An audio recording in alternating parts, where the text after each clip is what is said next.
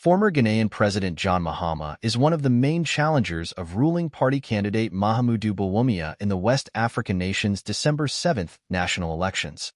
If he wins, Mahama vows to cultivate a 24-hour business environment to bolster job creation and improve an economy recovering from a $30 billion external debt default in 2022. Bawumia, the current vice president, says despite the recent woes associated with the post-COVID pandemic and some internal pressures, he too is committed to strengthening the economy. Candidates. Since 1992, the country has been governed by either the National Democratic Congress or the New Patriotic Party, and that is not likely to change, University of Ghana senior lecturer Kwame Asani told VOA. It's the dominant parties. One of them is going to carry the day.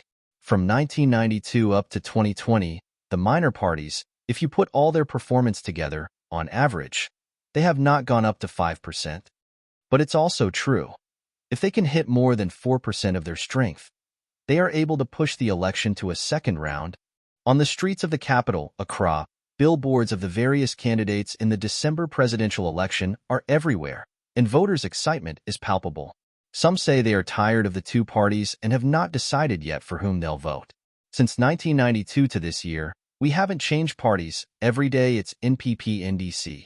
We want to change to a different party so that we would see more improvements, Angela Ofori, an undecided voter, told VOA. John Tayden, an international political economist and an assistant professor of international studies at Pepperdine University in Los Angeles, said that outside the main two political parties, there are newcomers that appear to be exciting to the youth. Nana, Kwame Bediako, also known as Cheddar. He's popular, but he hasn't gained that much ground to make an impact in the outcome of the election. The best he can do this time might be to force a runoff. The 44-year-old Bediako, who calls himself a visionary, is running as an independent candidate.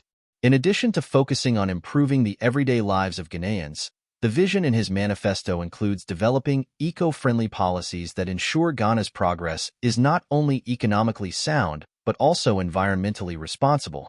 Issues/economy.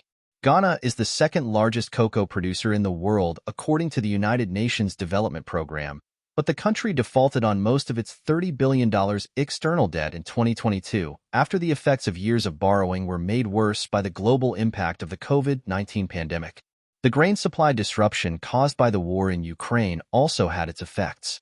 It triggered a shortage of about 30 million metric tons of grain in Africa in the first year of the war alone, according to the Atlantic Council, a policy research organization based in Washington. Asani said there are many critical issues at stake in this year's elections, including infrastructure development, health, education, corruption, and unemployment, but many voters are zeroing in on one matter. The economy will play an important role because it's a bread-and-butter issue. We've seen time and again that any time you have a very difficult economy, campaigning becomes difficult for the government of the day, he said. A view echoed by Tayden. In the U.S., we saw President-elect Donald Trump come back to power because of inflation and, in Ghana, inflation at some point was at a historic 54% over the last 18 months. But domestically, they have faced a lot of sustained protests over illegal mining, a crisis that has taken place in the South, where people without mining licenses have engaged in consistent destruction of the environment without any government oversight or restriction, Tayden said. Illegal mining, known locally as galamsey, is affecting forest cover and arable land for agriculture purposes and now poses a serious threat to the cocoa production, Asani said. These issues have pushed some voters, such as Wisdom Gaver and Janet Ba, to say they will not vote for the current government. Instead, they want Mahama, the former president who has made a comeback and promises a 24-hour economy. Currently, we are using a one-shift system. So, if the 24-hour economy comes, it's going to be 3 shifts. For example, 100 staff is working in one organization.